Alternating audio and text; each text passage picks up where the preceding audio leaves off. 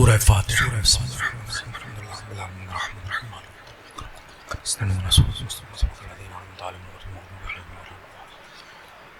بسم اللہ الرحمن الرحیم قل هو الله احد الصمد لم يلد ولم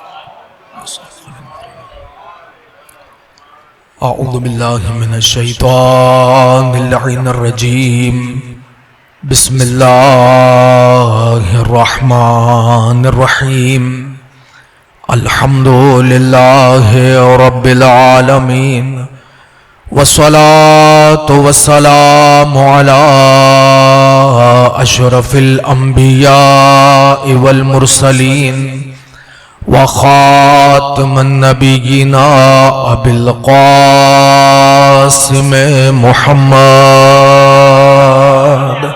اللہم صلی وأہل بیتہ الطیبین الطاہرین المعصومین المظلومین ولعنت الدائمۃ علی اعدائہم اجمعین من الآن إلى قيام يوم الدين أما بعد فقد قال الله تبارك وتعالى في محكم كتابه المجيد وفرقانه الحميد وأصدق القائلين وقوله الحق بسم الله الرحمن الرحيم اِنَّا أَنزَلْنَاهُ فِي لَيْلَةِ الْقَدْرِ وَمَا أَدْرَاكَ مَا لَيْلَةُ الْقَدْرِ لَيْلَةُ الْقَدْرِ خَيْرٌ مِّنْ أَلْفِ شَهْرٍ تَنَزَّلُ الْمَلَائِكَةُ وَالرُّوحُ فِيهَا بِإِذْنِ رَبِّهِمْ مِنْ كُلِّ أَمْرٍ سلام ہی حتی مطلع الفجر صدق اللہ العلی العظیم صلوات بر محمد و آل محمد۔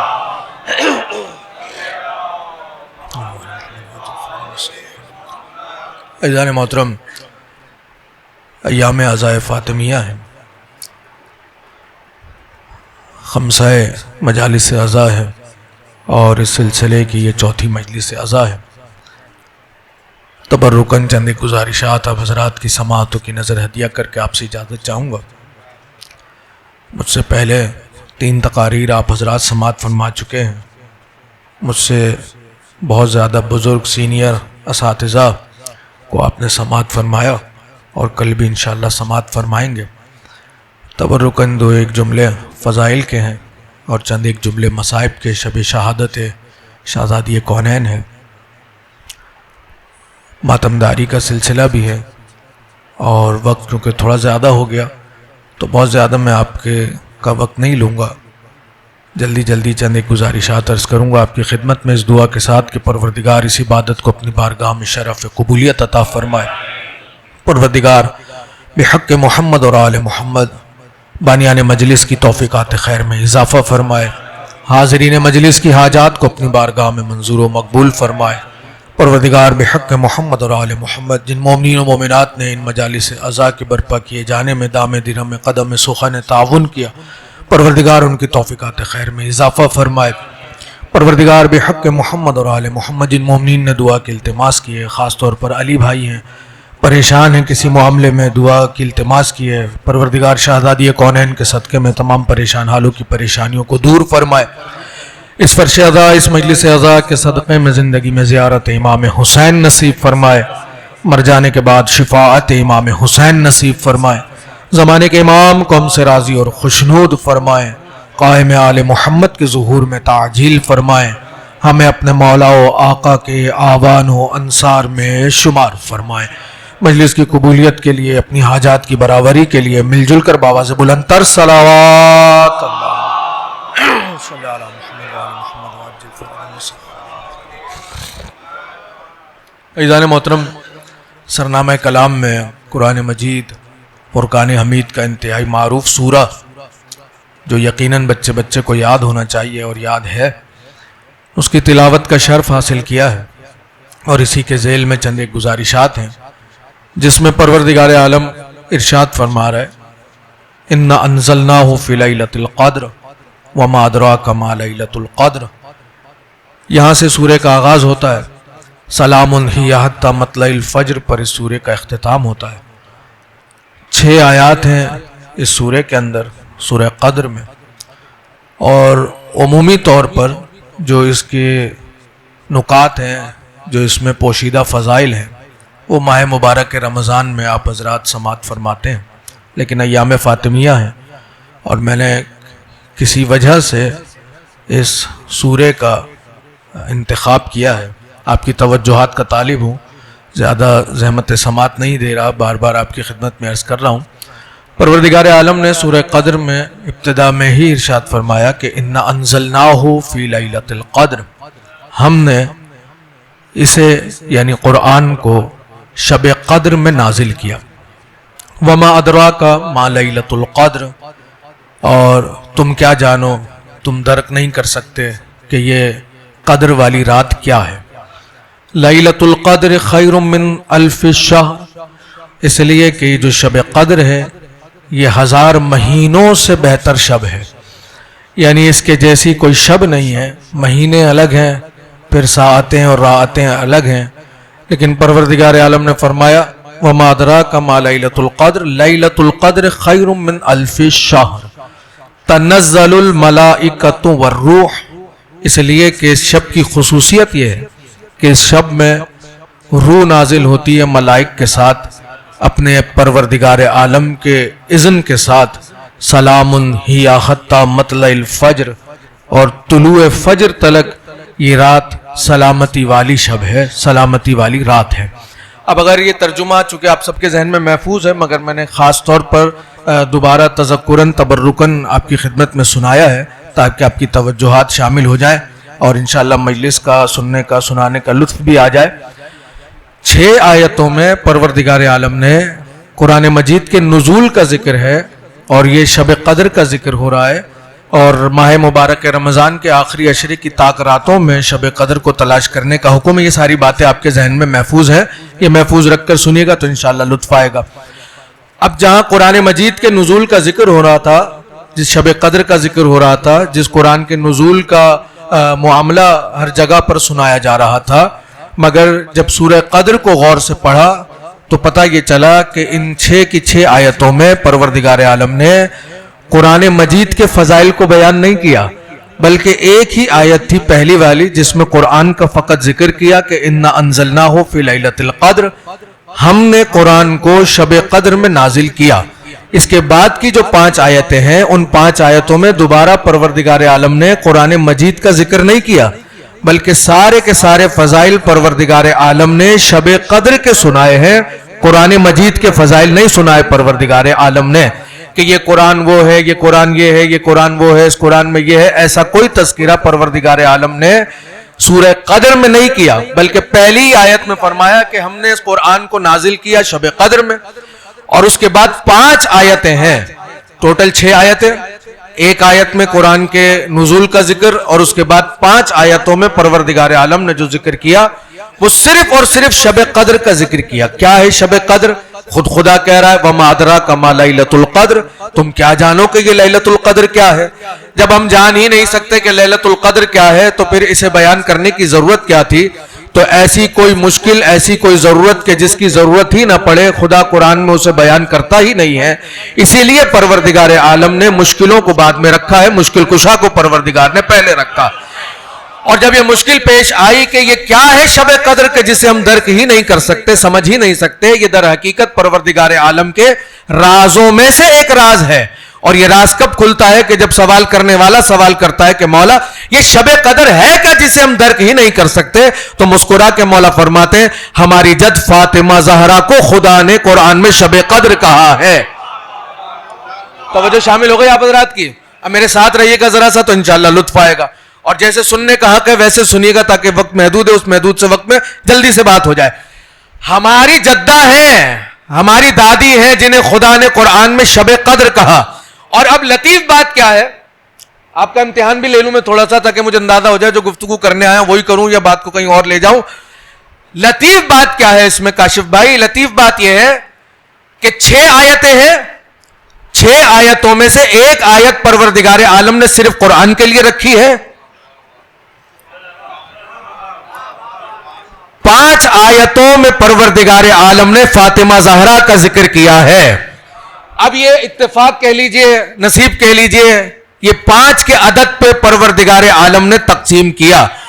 اب اس 5 میں جس رخ سے دیکھیں گے فاطمہ زہرا ایک کامل ترین شخصیت بن کر سامنے آتی ہے. توجہ فرمائی آپ حضرات نے. کبھی وقت ہوگا تو انشاءاللہ اس کی تفصیل میں آپ کو بیان کروں گا. لیکن کون ہے فاطمہ؟ کون فاطمہ؟ جس کے لیے معصوم فرمائے کہ یہ ہماری جدہ ہے جو شب قدر ہے. وما ادراک ما لیلۃ القدر، اور تمہیں کیا معلوم کہ یہ شب قدر کیا ہے، جس میں ملائک بھی نازل ہو رہا ہے روح کے ساتھ، اور یہ صبح طلوع فجر تلک جو ہے وہ سلامتی والی شب ہے، سلامتی والی صبح تک یہ شب سلامتی والی رہتی ہے. یہ در حقیقت جناب فاطمہ زہرا کی ذات ہے. کون ہے جناب فاطمہ؟ سنانے کے لیے بہت کچھ ہے، سنا ہوا بہت کچھ ہے آپ کا. ایک حدیث ہے بڑی معروف سی، وہ سنیے گا، جس میں ختمی مرتبت فرما رہے ہیں کہ فاطمہ میرا حصہ ہے. سنی ہوئی حدیث ہے، فاطمہ تو بضعۃ منی، فاطمہ میرا جز ہے، میرا حصہ ہے. جس نے فاطمہ کو اذیت پہنچائی اس نے مجھے اذیت پہنچائی، جس نے مجھے اذیت پہنچائی اس نے پروردگار عالم کو اذیت پہنچائی. اس کے معنی کیا ہوئے؟ عظمت رسول خدا، خود عظمت شہزادی کونین کو سمجھانے کے لیے اور سمجھنے کے لیے یہ حدیث کافی ہے کہ جس نے بھی فاطمہ کو اذیت پہنچائی اس نے مجھے اذیت پہنچائی، جس نے مجھے اذیت پہنچائی اس نے گویا خدا کو اذیت پہنچائی. براہ راست اگر کہیے تو جو فاطمہ کا دشمن ہے وہ فاطمہ کا دشمن نہیں، وہ در حقیقت خدا کا دشمن ہے. توجہ فرما رہے ہیں آپ، تھوڑا ساتھ دیتے رہیے گا میرا. ایک صلوات پڑھیے گا مل کر محمد اور آل محمد پر. اللہم صلی علی محمد و آل محمد. جس نے فاطمہ کو اذیت پہنچائی اس نے مجھے اذیت پہنچائی. اب یہ کون ہے فاطمہ؟ کیا عظمتیں ہیں فاطمہ کی کہ اگر کوئی انہیں اذیت پہنچائے تو ایسا جیسے رسول اور یعنی خدا کو اذیت پہنچائے. تو یہ وہ ہے فاطمہ کہ جب ان کی دنیا میں آمد کا وقت ہوا، پورا تاریخی مرحلہ ہے وہ کہ جب آپ کی شادی ہوئی، یعنی رسول خدا کی شادی ہوئی، شادی کے وقت کے معاملات، شادی کے بعد کے معاملات، اور پھر وہ وقت آ گیا کہ جب شہزادی کونین کی دنیا میں آمد کا وقت آنے والا ہے. ایسے وقت میں ایک نفسیاتی معاملہ ہے جو آپ حضرات جو شادی شدہ ہے، صاحب اولاد ہیں، وہ سمجھ سکتے ہیں اس بات کو. ایسے وقت میں انسان کو یعنی خاتون کو کہ جس کے گھر میں ولادت ہونے والی ہے، اسے ضرورت پڑے گی کہ کچھ خواتین ہوں جو اس کی مددگاری کریں، کچھ خواتین ہوں جو اس کے سرانے موجود ہوں. اور یہی فکر جناب خدیجہ کو بھی ہے. لیکن چونکہ جناب خدیجہ سے لوگ بائیکاٹ کر چکے ہیں، لا تعلقی کر چکے ہیں، تو ایسے میں جناب خدیجہ کی جو ظاہری حالت ہے، جو لوگوں کو سمجھانے دکھانے والی کیفیت ہے، وہ پریشانی والی ہے. ایسی پریشانی کہ جہاں اندازہ ہے کہ لوگ آپ کا بائیکاٹ کر چکے ہیں، لوگ آپ سے قطع تعلق کر چکے ہیں، ایسے میں گھر میں کوئی بھی نہیں ہے، خاموشی ہے، سناٹا ہے، جناب خدیجہ پریشان ہے، یعنی جناب خدیجہ مشکل میں ہے. ایسی مشکل میں بیٹھی سوچ رہی ہے کہ کون ہوگا جو اس مشکل میں میری مدد کرے گا، کہ اتنے میں آواز آتی ہے، ماں آپ پریشان نہ ہو. اس طرح نہیں سن رہے آپ جس طرح سننے کا حق ہے. ماں آپ پریشان نہ ہو، ماں آپ گھبرائیے نہیں، میں آپ کے ساتھ ہوں، خدا ہماری مشکل کو آسان کرے گا. سنا، مسکراہٹ آئی، اطمینان بڑھ گیا. اب رسول اکرم روز گھر میں آتے تھے تو پریشانی کو محسوس فرماتے تھے. اب جو گھر میں داخل ہوئے تو کیا دیکھا کہ بی بی باتیں کر رہی ہے، مگر جب حجرے میں داخل ہوئے تو جناب خدیجہ کے علاوہ کسی دوسرے فرد کو وہاں پر پایا ہی نہیں. تو حیرت سے دائیں بائیں دیکھا اور دیکھ کر فرمانے لگے، بی بی خیریت تو ہے؟ یہ اکیلے اکیلے میں باتیں کر رہی ہیں. کہا نہیں، اکیلے اکیلے باتیں نہیں کر رہی، ہے کوئی اس تنہائی میں جو میرا دل بہلانے والا ہے. تو مسکرا کے فرماتے کون ہے؟ کہا یا رسول اللہ میرے شکم میں جو اس وقت فرزند ہے وہ مجھ سے باتیں کرتا ہے. مسکرائے, سجدہ کیا, سجدے سے سر اٹھایا, پھر مسکرائے اور مسکرا کے فرمایا خدیجہ ابھی فرشتے نے آ کر مجھے بتایا آپ کے شکم میں جو ہے وہ بیٹی ہے, خدا نے اسے طیب بھی بنایا ہے, طاہر بھی بنایا ہے, اور اسی کے ذریعے سے خدا نے میری نسل کو باقی رکھنے کا وعدہ بھی کیا ہے. کون ہے فاطمہ؟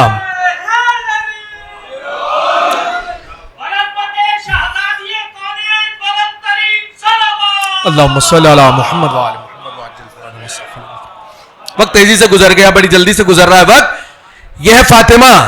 اب بالآخر پریشانی تھی ہی تو اپنے غلام سے کہا جاؤ فلاں فلاں شاید وہ لوگ آ جائیں, ان کو بلا کر لے کر آؤ. شاید آپ نے سنا ہوا بھی ہو اور بزرگوں نے تو سنا ہوا ہے واقعہ. وہ غلام چلا گیا, واپس آیا اور آ کر کہنے لگا کہ وہ کہہ رہی ہیں کہ اور کرو شادی, اب بھگتو, ہم آپ کی مدد کرنے کے لیے آنے والے نہیں ہیں. خاموش ہو گئی کہ اچھا جاؤ, اور جا رہے ہو تو دروازہ بند کر کے جاؤ. گیا, دروازہ بند کر دیا.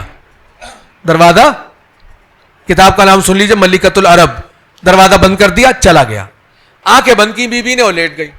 کچھ دیر گزری تو آہٹ محسوس ہوئی حجرے میں.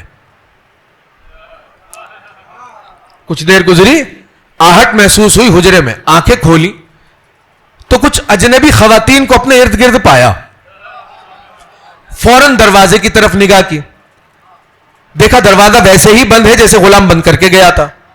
حیرت سے ان آنے والی خواتین کو دیکھا اور دیکھ کے فرمانے لگی تم کون ہو؟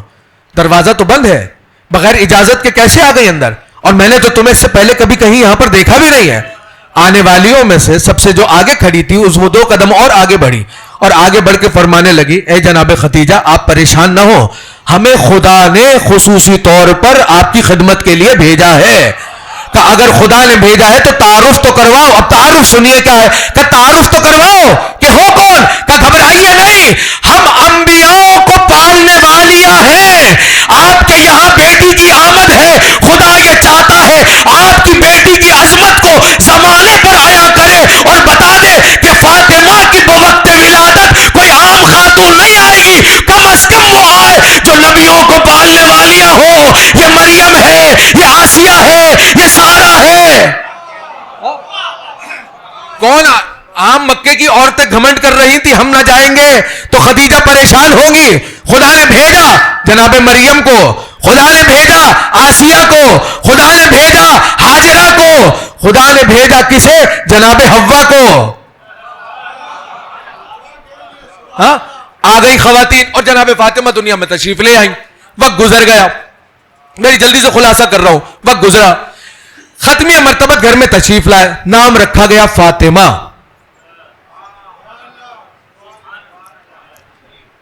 آتے کے ساتھ ہی اللہم صلی علی محمد وآل محمد. آپ کے لیے کہہ رہا ہوں, خاص طور پر آپ کے لیے کہہ رہا ہوں, بچوں کے لیے کہہ رہا ہوں. آتے کے ساتھ ہی جہنم سے آزادی کا پروانہ مل گیا. فاطمہ یعنی جہنم سے آزاد کرانے والی. اللہ اکبر. فاطمہ یعنی جہنم کی آگ سے آزاد کرانے والی. نام رکھا گیا. نام رکھنے کے بعد ہمارے یہاں بھی دستور ہے, اور دستور کیا ہے؟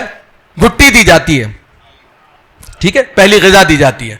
ہمارے لیے مستحب یہ ہے کہ فرات کا پانی ہو اور خاک شفا ہو, اسے آپس میں گھول دیں اور بچے کو پلا دیں. پہلی غذا مستحب کیا ہے؟ فرات کا پانی ہو اور خاک شفا ہو, اسے ملا دیں اور بچے کو پلا دیں. اسے کہتے ہیں گھٹی, یعنی پہلی غذا. گھبرا رہے ہیں آپ لوگ کیونکہ ہم لوگ عادی ہمدرد کے اور کرشی کے, تو اس لیے شاید ہو سکتا ہے تعجب ہو رہا ہو, لیکن شریعت نے جو بتایا وہ کیا ہے؟ فرات کا پانی ہو اور خاک شفا ہو, دونوں کو ملا دیں, اس کے جو قطرے ہیں وہ بچے کو پہلی غذا کے طور پر پلا دیجئے. یہ ہمارے لیے ہے, ان کے لیے نہیں ہے. ہماری دسترس فرات کے پانی اور خاک شفا تک ہے, بس اس سے آگے نہیں ہے. ہاں مگر ان کے گھر کا جو دستور ہے وہ کیا ہے؟ جب ان کے گھر میں ولادت ہوگی تو یہ فرات کا پانی نہیں پئیں گے, یہ خاک شفا نہیں پئیں گے. کیوں نہیں پئیں گے؟ ارے جہاں یہ سو جائیں جس خاک پر, اسے سو کر تو یہ خاک شفا بناتے ہیں, تو یہ اس خاک کو تھوڑی تبرک میں پیئیں گے. جس پانی میں یہ ہاتھ لگا دیں اس پانی کو تو یہ فرات بنا دیتے ہیں, تو یہ اس پانی کو غذا کے طور پر نہ لیں گے تو پھر یہ پہلی غذا جو لیں گے وہ کیا ہوگی؟ پتہ یہ چلا, تاریخ نے بتایا جیسے ہی فاطمہ آئی آغوش رسالت میں لیا, رسول نے اپنے دہن کو فاطمہ کے دہن پہ رکھا اور رکھنے کے بعد اپنی زبان مبارک کو فاطمہ کے دہن میں رکھ دیا. گویا پہلی جو غذا بنی وہ لعاب دہن مصطفیٰ بنی. پہلی غذا علی آئے, پہلی غذا حسن آئے, پہلی غذا حسین آئے, پہلی غذا یہ ہمارے لیے تھا فرات کا پانی اور خاک شفا. غذا مل گئی. اچھا غذا پہ بات آئیے تو سن لیجئے. مجھے اندازہ ہے کہ وقت بڑھ رہا ہے, میں انجمن سے بانیان سے معذرت کے ساتھ 2-4 منٹ آپ کے زیادہ لینا چاہ رہا ہوں, اور آپ سے گزارش کو تھوڑا سا گلا کھول دیں اس کا. ایک صلوات پڑھ لیجئے مل کر محمد اور آل محمد پر. تقریر بھی یہی ختم کر دوں گا میں, تقریر یہی ختم ہے. اسی کے ساتھ 2 جملے مصائب کے سن لیجئے گا, تقریر یہی ختم ہے. جانتے ہیں کیا ہے یہ فرات کا پانی, یہ خاک شفا؟ دیکھیں ہر غذا کا ایک اثر ہے, ہر غذا کا ایک اثر ہے. آپ گوشت کھاتے ہیں اس کا ایک اثر ہے, سبزی کھاتے ہیں, دال کھاتے ہیں اس کا ایک اثر ہے. ایسا ہی ہے, ہر غذا کا ایک اثر ہے. آیت اللہ مسکینی تقریر کرتے تھے تو ان کے جو شاگرد تھے وہ تقریر سن کر کہتے تھے کہ جب آپ درس دیتے ہیں, جب آپ بیان کرتے ہیں, باتیں کرتے ہیں تو آپ کی باتیں ایسی نہیں ہوتی, لیکن جب آپ تقریر کرتے ہیں, ممبر پر آتے ہیں, آپ کے الفاظ کا اثر بالکل تبدیل ہو جاتا ہے. تو کہنے لگے یہ اس میں میرا کمال نہیں ہے, یہ خاک شفا کا کمال ہے. ہاں ساتھ ہے میرے, کہ یہ خاک شفا کا کمال ہے. کہ خاک شفا کا کمال سمجھے نہیں, کہ جب ممبر پہ آنے لگتا ہوں تو تھوڑی سی خاک شفا کو زبان پر رکھتا ہوں اور تھوڑی سی ہونٹوں پر لگا لیتا ہوں, اور مولا سے کہتا ہوں مولا اب زبان میں اور کلام میں اثر صرف آپ نے ہی دینا ہے, وہ خاک شفا کے ذریعے سے پیدا ہو جاتا ہے. اس کے معنی یہ ہوئے کہ جیسی غذا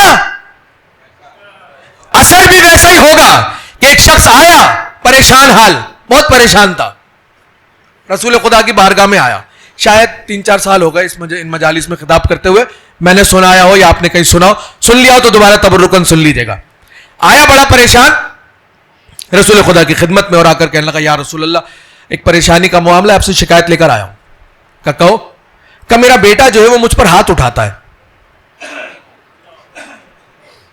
توجہ آپ حضرات کی, میرا بیٹا مجھ پر ہاتھ اٹھاتا ہے, کوئی حل بتائیے. کہ حل تو کچھ بھی نہیں ہو سکتا, اس لیے کہ جو حل ہونے کا وقت تھا وہ گزر گیا, جو حل کا وقت تھا وہ زمانہ ہو گیا.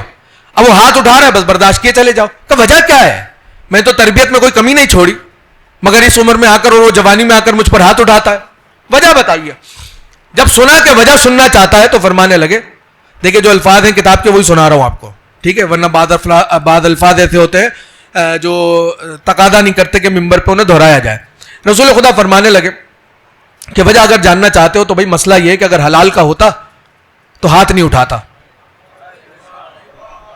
میں نے الفاظ بدل دیے, اگر حلال کا ہوتا ہاتھ نہیں اٹھاتا. سنا اور پریشان ہو گیا, بہت بڑی بات ہو گئی. سمجھ رہے ہیں آپ بات, بہت بڑی بات ہو گئی. نکلا گھر سے, بارگاہ سے چلا اور سیدھا گھر آیا. گھر آیا تو دیکھا کہ زوجہ گھر کے کاموں میں مصروف تھی. گھر کا دروازہ بند کیا, تلوار اٹھا لی اور بڑے غصے اور غیظ و غضب کے عالم میں بیوی کے قریب گیا, سر پہ جا کے کھڑا ہوا, تلوار کھینچ لی, بس قریب تھا کہ سر پہ مار دے.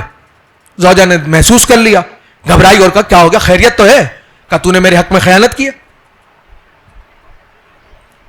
تو نے میرے حق میں خیانت کی ہے. کہا کس نے کہہ دیا؟ کہا بھی بارگاہ رسالت سے آ رہا ہوں, بچے کی شکایت لے کر گیا تھا, وہ فرما رہے کہ اگر حلال کا ہوتا تو کبھی ایسا نہیں کرتا. تو اس کے معنی یہ ہوئے کہ تو نے میرے حق میں خیانت کی ہے. کہ اچھا رسول خدا نے فرمایا ہے؟ کہا بالکل. کہ جس رسول سے تو سن کر آ رہا ہے اسی رسول کے حق کی قسم کہ میں نے تیرے حق میں خیانت نہیں کی. توجہ فرمائیے گا, بہت توجہ فرمائیے گا. کہ اسی رسول کے حق کی قسم کہ میں نے تیرے حق میں کوئی خیانت نہیں کی. جیسے ہی سنا تو کہنے لگا لیکن ابھی میں تو خود سن کر آ رہا ہوں. کہ مجھے بھی لے چل, میں بھی ایک مرتبہ سن لوں, اگر وہ میرے سامنے یہ کہہ دے تو انہی کے سامنے مجھے قتل کر دے. دونوں چلے, آئے بارگاہ رسالت میں اور کہا یا رسول اللہ ابھی میں نے آپ سے شکوہ کیا اور آپ نے جواب دیا کہ اگر حلال کا ہوتا تو ایسا نہ کرتا. میں زوجہ سے کہتا ہوں یہ آپ کی قسم کھا رہی ہے کہ انہی کے حق کی قسم کہ میں نے کوئی آپ کے حق میں خیانت نہیں کی, اب آپ بتائیے. کہا یہ تو سچ کہہ رہی ہے.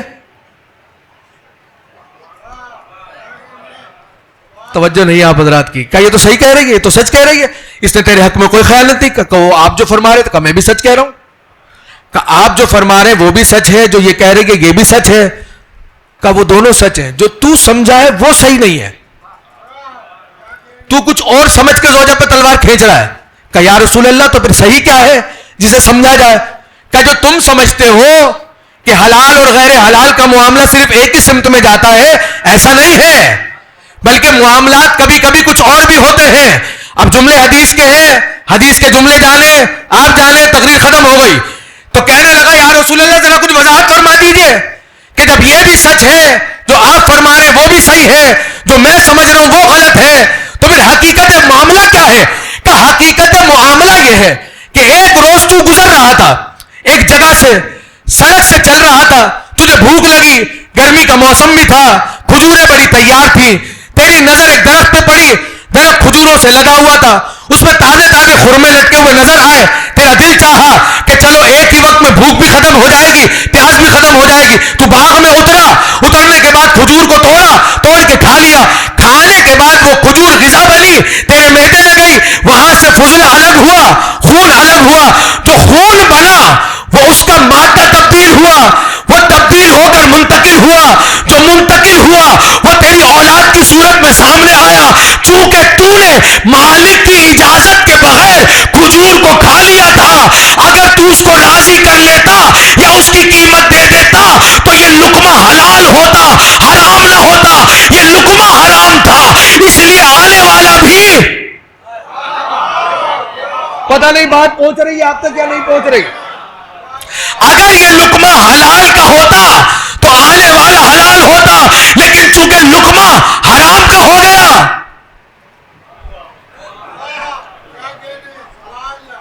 تو آنے والا حلال کا نہیں رہا. تیسری دفعہ پھر سن لیجئے, اگر باغ کے مالک کو راضی کر لیتا یا قیمت دے دیتا تو کھجور حلال ہو جاتی. کھجور حرام ہوئی اس لیے کہ نہ مالک کو راضی کیا نہ اس کی قیمت دی. ایک کھجور اگر کوئی مالک کو ناراض کر کے کھا لے تو نسل حرامی پیدا ہوتی ہے. پتہ نہیں آپ بیٹھے ہوئے یا سن رہے یا کہاں چلے گئے. ایک کھجور اگر کھا لے مالک کو راضی کیے بغیر نسل حلال نہیں ہوتی. تو کبھی کبھی سوچتا ہوں کھجور بڑی ہوتی ہے یا باغ بڑا ہوتا ہے.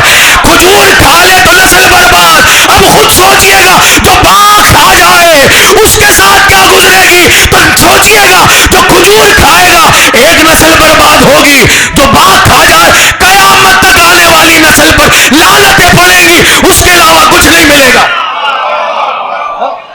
بات پہنچ گئی؟ جلدی جلدی سے سن لیجیے گا, بات واضح ہو گئی. مالک کو راضی کر لو یا قیمت دے دو. مالک نے تو کہہ دیا جنازے میں بھی نہ آئے, دروازے پر آتے رہے, دروازہ کھولا نہیں گیا. اس کا مطلب یہ کہ دسترخوان کا اثر کہاں تک جاتا ہے. تقریر ختم ہو گئی. سمیر بھائی بار بار گھڑی دکھا رہے ہیں, میں تو پہلے کہہ چکا 2 منٹ لیے, 30 سیکنڈ ہوئے, 1.5 منٹ ابھی باقی, اس میں تقریر ختم ہو جائے گی. دسترخوان غذا اگر لقمہ حرام کا ہے تو یہ اثر ہو گیا. رسول خدا نے کس کا کھانا کھایا؟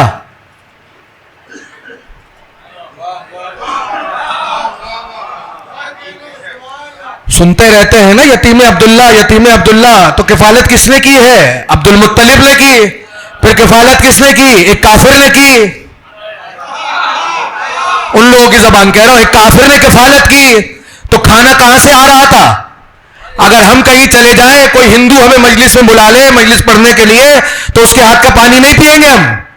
مجلس اپنی جگہ ہے, لیکن پانی چونکہ اس کے ہاتھ لگ کے خراب ہو گیا تو ہم کہیں گے بھائی کسی مسلم کو بلا لو یا مسلمان گھر سے منگا لو تو پی لیں گے. کافر کے گھر میں رہ رہے تھے تو کھانا کیا کسی ہوٹل سے آتا تھا؟ کھانا کیا کوئی فوڈ پانڈا والا لے کر آتا تھا؟ کہ عرب کے کسی رئیس گھرانے سے آتا تھا، چونکہ اگر یہی کافر ہے تو پھر مسلمان تو کوئی تھا ہی نہیں ویسے بھی، تو پھر کون ہے مسلم جو کھانا بھیج رہا تھا؟ ایک کافر کے گھر کا کھانا اور ایک باغ کے مالک کو راضی کیے بغیر کھجور کا کھانا، جانتے کتنا فرق ہے؟ اگر مالک راضی نہیں، لقمہ حرام، نسل برباد، لیکن اگر کافر کے گھر کا کھانا ہے اور خدا کو اگر پسند ہے تو اتنا پسند کرتا ہے کہ آنے والی نسل کے لیے خدا خود کہتا ہے اِنَّا أَعْطَيْنَاكَ الْكَوْثَرَ، ہم نے کوثر دیا۔ انما یرید اللہ، ان کی طہارت کے قصیدے خدا قرآن میں پڑھتا ہے، اور کتنی طیب ہوگی، توجہ ہے، بس ختم ہو گئی تقریر، کتنی طیب ہوگی نسل، اتنی طیب ہو گئی نسل کہ رسول نے کھانا کھایا، نسل کا آغاز ہوا تو فاطمہ آئیں، یہ غذا کا ہی تو اثر ہے، فاطمہ آئیں، سلسلہ آگے بڑھا تو حسن آئے، حسین آئے، زین العابدین آئے، محمد باقر آئے، توجہ رکھیے گا، خدا حسین کا واسطہ توجہ رکھیے گا، کون آئے؟ محمد باقر آئے، جعفر صادق آئے، یوسف کاظم آئے، علی رضا آئے، ترتیب چلتی چلی جا رہی ہے، حسن عسکری آئے، یہ ایک ابو طالب کے لقمے کا اثر ہے کہ عسکری تک آ گئے، عسکری کے بعد صاحب دورہ آگے صاحب دورہ۔ اگر آپ راضی ہیں تو ایک جملہ سنا رہا ہوں، صرف ایک جملہ، آخری جملہ، تقریر ختم، ٹائم پورا ہو گیا، ٹائم سے زیادہ ہو گئی بات، صرف ایک جملہ سنیے گا۔ حجت دورہ آ گئے، ظہور فرمائیں گے، ابھی آپ نے سنا، جب ظہور فرمائیں گے تو نجف سے مجھے مولا خود اٹھائیں گے، سر پہ ہاتھ رکھیں گے، یہ مقطع سن لیا حسین اکبر صاحب کا، ظہور فرمائیں گے، امامت کریں گے، امامت کریں گے، پیچھے کون کھڑا ہوگا؟ سنی ہوئی باتیں آپ کی، میں تو صرف ملا رہا ہوں باتوں کو، پیچھے کون کھڑا ہوگا؟ حضرت عیسیٰ، بول دیجئے میرے ساتھ، تقریر ختم ہو گئی۔ آگے کھڑے ہوں گے مہدی، مہدی کے پیچھے کون کھڑا ہوگا؟ عیسیٰ، جملہ ضائع مت کر دیجئے گا، خدا حسین کا واسطہ، جو آگے کھڑا ہوگا وہ کون؟ مہدی، جو پیچھے کھڑا ہوگا وہ کون؟ عیسیٰ۔ عیسیٰ کی ماں مریم جب بیت المقدس میں تھی تو کھانا کہاں سے آتا تھا؟ آئے ہائے، کھا گئے آپ میرا جملہ، کوئی بات نہیں ہے بھائی، کھانا کہاں سے آتا تھا کاشف بھائی؟ خدا کے یہاں سے کھانا آتا تھا، سردیوں میں گرمیوں کا کھانا، گرمیوں میں سردیوں کا کھانا، تو جملہ کہنے کا تو حق ہے، ارے جو خدا کے یہاں سے کھانا کھائے وہ بوقت نماز پیچھے کھڑا ہوگا، جو ابو طالب کے یہاں سے کھائے وہ بوقت امامت آگے کھڑا ہوگا۔ جملہ میرا ہے، سوچ آپ کی ہے، کیا سوچیں گے مجھے نہیں معلوم، جو ابو طالب کے یہاں کا کھانا کھائے گا وہ امامت کرے گا، جو براہ راست خدا کے یہاں سے کھانا کھا رہا تھا اس کی نسل میں آنے والا مہدی کے پیچھے کھڑا ہوگا۔ کیا عظمتیں ہیں اس گھرانے کی، کیا عظمتیں ہیں اس دروازے کی، کیا عظمتیں ہیں اس قبیلے خاندان کی۔ لیکن عزیزان محترم، ایک جملہ سن لیجئے گا، ایک جملہ سن لیجئے گا، کیا وجہ ہو گئی اتنی عظمتیں؟ یہ صرف آپ ہی کو سمجھ میں آئی ہیں، کسی اور کو سمجھ میں نہیں آئی؟ سب کو سمجھ میں آئی، سب کو سمجھ میں آئی، مگر جانتے ہیں یہ وجہ کیا بن گئی؟ کہ آپ کو مسلسل مجلسیں کرنا پڑ گئیں، آپ کو مسلسل بتانا پڑ گیا کہ کیا مصیبتیں آ گئیں۔ جب ہجوم آیا دروازے پر، روایت سنیے، جب ہجوم آیا دروازے پر اور دروازے پر آئے ہوئے ہجوم نے دروازے کو جلا دیا، روایت ذہن میں رکھیے گا، محفوظ رکھیے گا، جلتا ہوا دروازہ جب گرایا جا رہا تھا تو ایسا نہیں تھا، یہ بچے یاد رکھیں گے، ایام فاطمیہ کا مقصد ہی یہی ہے، ایسا نہیں تھا دروازہ جلا اور بس گر گیا، نہیں، ایسا کوئی کمزور دروازہ بھی نہیں تھا، کھجور کے تنوں سے بنا ہوا دروازہ تھا، بڑا مضبوط دروازہ تھا، یہ ذہن میں رکھیے گا۔ دروازہ جلا، جلتے ہوئے دروازے کو بڑی شدت سے گرانے کی کوشش کی جا رہی ہے، کھولنے کی کوشش کی جا رہی ہے کہ دروازہ کھلے تاکہ آنے والا ہجوم گھر کے اندر داخل ہو جائے۔ راوی کہہ رہا ہے دروازہ کھل نہیں رہا تھا، دروازہ کھل نہیں رہا تھا، لیکن جب بہت زیادہ شدت سے زور آزمائی کی گئی تو اندازہ ہوا کہ دروازے کے پیچھے فاطمہ ہے.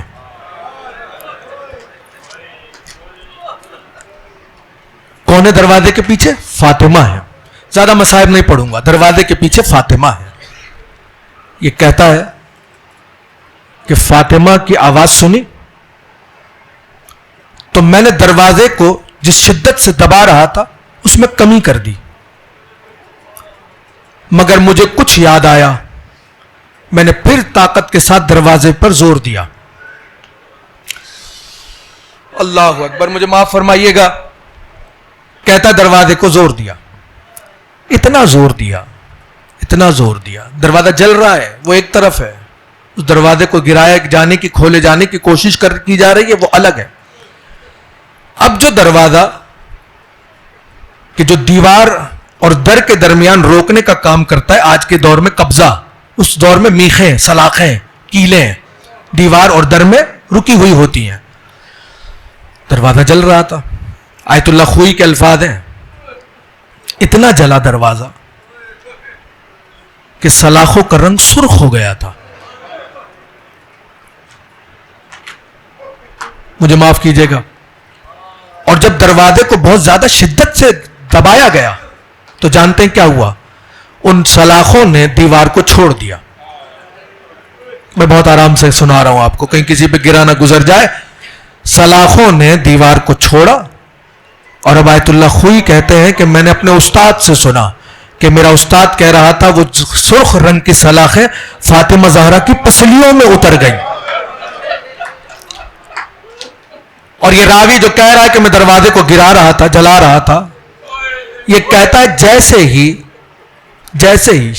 جیسے ہی فاطمہ کی پسلیوں میں سلاخیں اتری، وہ دردناک آواز تھی کہ مجھے رونا آ گیا. اللہ اکبر. فاطمہ کی چیخ سن کر مجھے رونا آ گیا. یہ میں نے روایت صرف اس لیے سنائی تاکہ اندازہ ہو کہ کیا صرف آپ کو ہی باتیں پتہ ہیں، لوگوں کو نہیں پتا، سب کو پتا ہے. پھر کیا ہوا کہ جب سن لیا کہ نبی کی بیٹی رو رہی ہے، نبی کی بیٹی اذیت اور کرب میں ہے، اتنا کرب ہے کہ خود رونا آ گیا. مگر یہ کہتا ہے کہ مجھے فوراً احساس ہوا کہ میرے دل میں علی سے کتنا بغض ہے. بس وہ بغض علی نے مجھے مجبور کر دیا اور میں نے تازیانہ نکالا. تازیانہ نکالنے کے بعد میں نے فاطمہ پہ تازیانے برسانے شروع کر دیے. میں نے پڑھ دیے مصائب. اب اس سے زیادہ اور کیا سنیں گے آپ؟ شب شہادت ہے، پرصداری ہے. 2 جملے اور سن لیجئے. یہ جلتا ہوا دروازہ نبی زادی پہ گر گیا. ہجوم کتنے لوگ ہیں نہیں معلوم، چھوڑ دیجئے روایات کو کتنے لوگ ہیں. مگر علی مرتضیٰ کا جملہ تو یاد رکھیے. مولا امیر رو رو کے فرماتے تھے اتنے لوگ تھے کہ میرے گھر کے آنگن میں اور گلی میں کوئی فرق نہیں تھا. اور گھر میں داخل ہونے کے بعد وہ ظلم ڈھایا گیا کہ گھر کے صحن اور چھت میں کوئی فرق نہیں تھا، سب برابر ہو گیا. ایسے میں اللہ نہ کرے کسی کو سینے کی تکلیف ہو، لیکن اگر ذرا سی تکلیف ہو سینے کی تو آپ کو اندازہ ہو سکتا ہے کہ کتنی تکلیف ہوتی ہے. لیکن جس کی پسلیاں ہی ٹوٹی ہوئی ہو، جس پہ دروازہ گر چکا ہو، جس کے بچے کو مار دیا جا چکا ہو، ایسے میں اس بی بی نے دیکھا کہ علی کے گلے میں رسی ڈالی جا چکی ہے اور علی کو کھینچا جا رہا ہے. جب یہ منظر دیکھا تو فاطمہ سے دیکھا نہ گیا اور ایک مرتبہ چلتے دروازے سے اٹھی اور اٹھنے کے بعد آ کر آنے والے اور علی کے درمیان کھڑی ہوئی. صرف کھڑی ہوئی نہیں بلکہ ہاتھوں کو پھیلا دیا، علی کے آگے ڈھال بن گئی اور ڈھال بن کے کہنے لگی خدا کی قسم میں علی کو لے جانے نہ دوں گی. اب حوصلے سے سنیے گا، خدا کی قسم میں علی کو لے جانے نہ دوں گی. آنے والے نے کہا بی بی آپ درمیان سے ہٹ جائیے، یہ ہمارا اور علی کا معاملہ ہے، آپ درمیان سے ہٹ جائیے. روایت کہتی ہے 3 مرتبہ تکرار ہوئی. آنے والے نے 3 بار کہا آپ ہٹ جائیے، ہم جانے اور علی جانے. اور تینوں بار فاطمہ کہتی رہی میں خدا کی قسم علی کو لے جانے نہیں دوں گی. معاف کر دیجئے گا مجھے. آیت اللہ خوئی کے استاد کہتے ہیں جب تیسری مرتبہ جیسے ہی کہا خدا کی قسم میں علی کو لے جانے نہ دوں گی، تو جانتے ہیں کیا ہوا؟ روایت نہیں سنا رہا آپ کو، روایت آپ سن بھی نہیں پائیں گے، میں پڑھ بھی نہیں پاؤں گا. بس اتنا سن لیجئے، اتنا سن لیجئے، جیسے ہی تیسری مرتبہ بات ختم ہوئی آنے والے کا ہاتھ فضا میں بلند ہو گیا. آنے والے کا ہاتھ جب زمین کی طرف آیا تو صرف ہاتھ زمین پہ نہیں آیا بلکہ لوگوں نے دیکھا نبی زادی زمین پہ تڑپ رہی تھی. ارے گلو بند تھا فاطمہ کی گردن میں، اس کے موتی زمین پر بکھر رہے تھے اور لوگ علی کو کھینچ رہے. ایسے میں فاطمہ نے ہاتھوں کو بڑھا دیا، علی کو کلائی سے تھام لیا. آنے والا مجمع رک گیا، پھر کہا بی بی آپ علی کا ہاتھ چھوڑ دیجئے، مگر فاطمہ نے ہاتھ نہ چھوڑا. تو جانتے ہیں کیا، مجھے معاف کر دیجئے گا، جانتے ہیں کیا ہوا؟ آنے والے نے تازیانہ نکالا، تازیانہ نکال کر فاطمہ کے بازوؤں پر اتنے تازیانے مارے، اتنے تازیانے مارے، خدا غارت کرے تازیانے مارنے والے کو، اتنے تازیانے مارے کہ بی بی نے بابا کی قبر پر جا کر کہا سبت علیہ مصائب اللہ، اور یہ کہہ کر بابا کہنے لگی بابا مجھے اتنے تازیانے لگے آپ کی بیٹی بے ہوش ہو گئے. مقتل مادر سادات میں لکھا، میں نے جیسے ہی پڑھا میں سوچنے لگا فاتح خیبر کی زوجہ حسنین کی ماں، ارے یہ چند تازیانے لگنے سے محسن کی شہادت پہ بے ہوش نہ ہوئی؟ ارے یہ بی بی چند تازیانے لگنے سے بے ہوش کیسے ہو گئی؟ اب جو روایت کو مسلسل پڑھا تو پتا چلا کیوں بے ہوش ہو گئی. جانتے بی بی نے کیا کہا؟ سن پائے تو سن لیجئے گا. بی بی فرمانے لگی بابا جانتے ہو ارے تمہاری بیٹی بے ہوش کیوں ہو گئی؟ اس لیے کہ جب تازیانے پڑھ رہے تھے تو میری نگاہ علی کے چہرے پر پڑ گئی، علی مجھے دیکھ رہے تھے، گویا شرمندگی سے کہہ رہے ہو فاطمہ مجھے معاف کر دیجئے گا. نامحرم گھر میں داخل ہو گئے، کسی نے تماچے مارے، کسی نے تازیانے، مگر علی کچھ کر نہ پائے. رونے والوں کچھ دیر نہ گزری تھی کہ فاطمہ علی کو دربار سے لے کر آ گئی دربار سے لے کر. اب 90 دن ہو 75 دن ہو، بی بی بڑی اذیت کے ساتھ گزارتی رہی دن. نوبت یہ ہے کہ ایک ہاتھ پسلیوں پر رہتا ہے، نماز شب میں قنوت پڑھتی ہے تو ایک ہاتھ اٹھاتی ہے،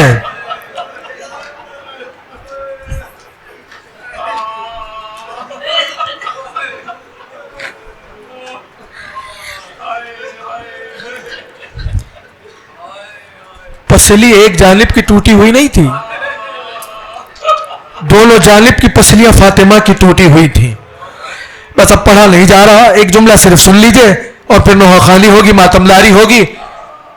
راویہ ہے فضہ، کہتی ہیں ایک روز میں حجرے میں داخل ہوئی، جب داخل ہوتی تھی تو بی بی کی ایک کیفیت میں دیکھتی تھی، سوچتی تھی کبھی پوچھوں مگر ہمت نہ ہوتی تھی.